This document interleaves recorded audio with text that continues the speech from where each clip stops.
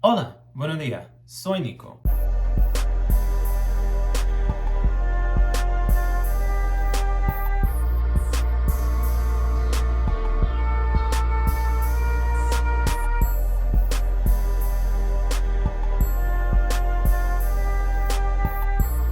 You can play with her.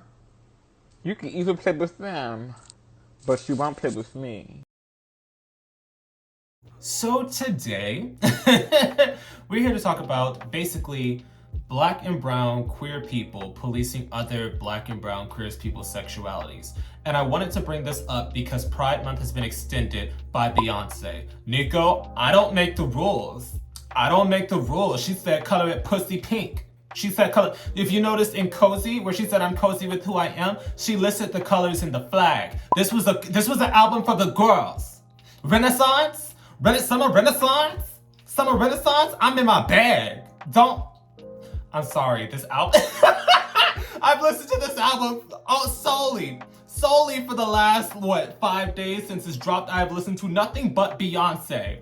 And when I tell you she is a visionary, because she made this album for her late uncle who passed away from HIV, and she used her platform to uplift black and brown queer voices and queer creators and uplifted ballroom music, disco, and dance music to the forefront. For a name like Beyonce to do this, she put so many people in positions to lift other people up. I'm not gonna have anybody talk about my mother. I'm not gonna have any of you bitches talk about my mother, okay? She's my mother. She could do what she wants. Y'all can tweet until you're blue in the face. That's my mama.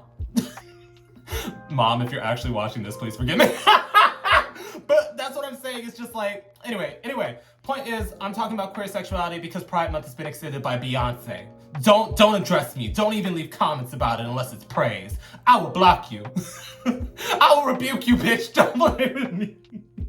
But yeah, essentially, I'm here to talk about how I've noticed that black and brown people tend to police other black and brown people's sexuality and sexual explorations more so than our white counterparts. And before we get into this, if you like this kind of content, make sure to follow me at patreon.com/Nicosaesthetics for weekly lives, exclusive videos, early access videos, and to be a part of the podcast that's still recording while I'm in Houston. I don't know why I'm doing this.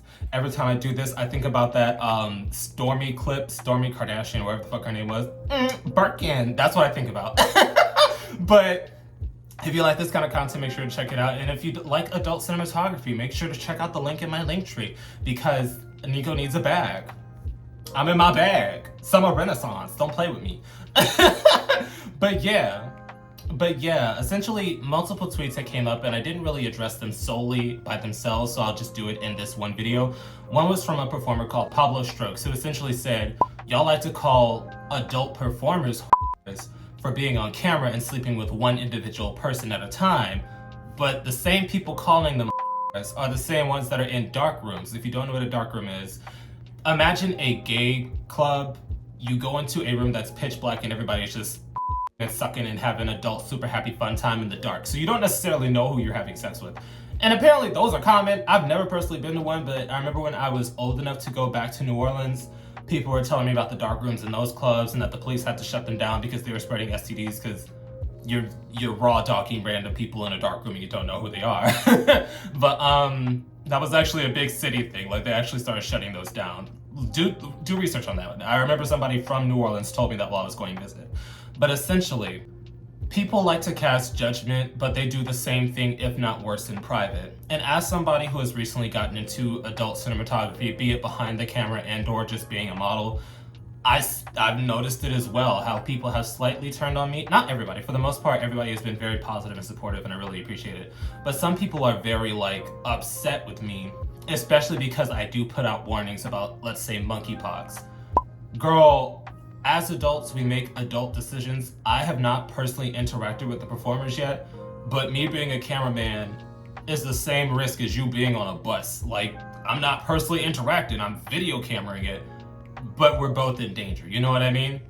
But beyond that, somebody else made a tweet that basically said, it's interesting how the white girls, they never had the conversation of demonizing verse people or having a strict top or bottom rule. Yes, some people are strict top or bottoms, but you never see them actively shame someone for moving in between those spaces or trying something out to see if they like it, like black and brown girls do.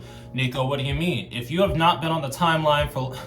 I mean, it happens every other week. If I'm being honest, there's a discourse about verse people and how if you're verse, you're really a bottom, or if you let another person top you, as a top, you're not a real top because you try to experiment with backdoor pleasure.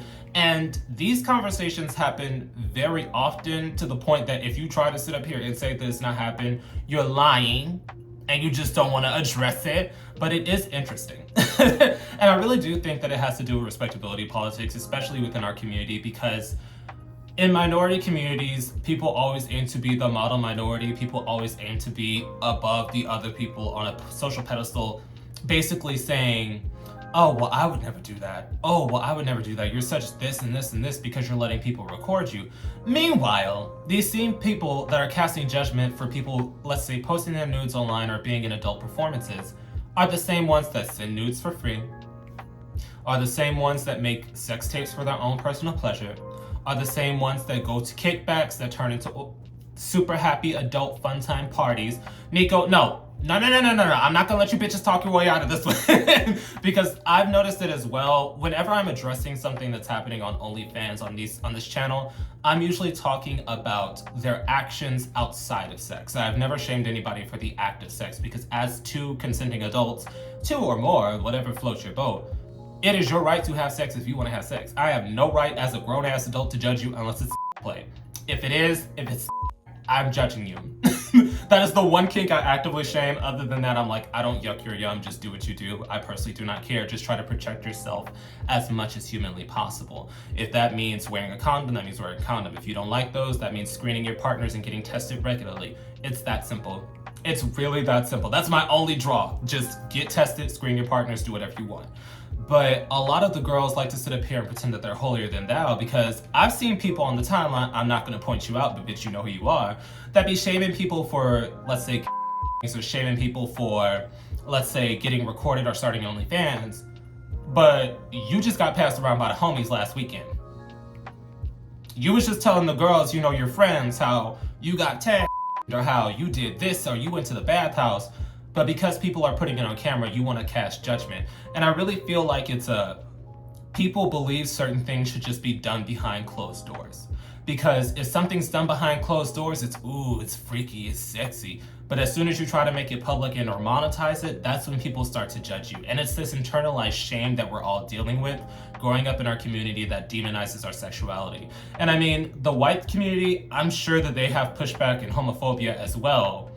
But it's really instilled within black and brown communities, especially because we've been so ingrained in the church via colonialization, however you say that. Y'all know I like to use $5 words, but yeah, basically, because of church being pushed in our communities, we grew up in a time where you just don't do these things in public. We don't have these conversations. We don't talk about this. But when you see other people doing it publicly, then you can cast judgment because since you kept it private, you have this air about you that, oh, I don't do that. Oh, I don't do that. In meantime, you getting tagged with no condom. Nico, as somebody, you know, I'm very open, especially on Patreon, about being a freak. As somebody who has a homeboy, I've done that before. It's like, I'm not one of those people that comes online and acts like I'm above the I like to get raunchy at times. I just personally don't make it public, but I'm not gonna judge you for doing what I do. If you like to have go for it. I've done it before. If you like to do this, do that, go for it. As long as you aren't hurting anybody and as long as you're taking care of yourself sexually, I don't know why our community likes to judge each other so much, especially when we get so much judgment from outside looking in. And that's another thing. I do not use my platform to slut shame. I never have shamed the act of sex, and I never will as long as you are being safe and not harming yourself and not pooping. Nico, that is my only 3 rules. Those are my only 3 rules, but definitely drop your opinions down below. Do you believe that other communities outside of the black and brown ones don't judge sexual liberation as much as we do, seeing as how I see white people getting it in on camera at super happy, fun adult time parties all the time, But when black people do it and they monetize it, suddenly it's oh, y'all need to be talking about this and worried about this STD and this STI, but I don't see y'all having the same energy for our Caucasian counterparts, you know? But that's just my own vision. That's what I personally have seen on the timeline, but definitely drop your opinions down below. Do you believe that it's because we should just be having these conversations and doing these activities behind closed doors, and that we shouldn't be trying to monetize it? Do you think it's because we're trying to avoid the stereotype of the Jezebel and the hypersexuality of black and brown bodies? What do you think the reason is that we police our own people so much when other groups seem to embrace their own liberation? Obviously, taking this in a vacuum, seeing as how we're in a current panini press that is with skin to skin contact, we shouldn't be expressing too freely, if you know what I mean. We should be taking some precautions, but this conversation is one that I've been sitting on since before this happened. But yeah, definitely drop your opinions down below. And once again, a quick thank you to all my patrons on Patreon, and a quick shout out to my third eye tier patrons. Your support means everything to me and helps me do this a lot more smoothly. I will also be listing this week's live stream topic in case anybody wants to join in on the fun. I will see you guys there.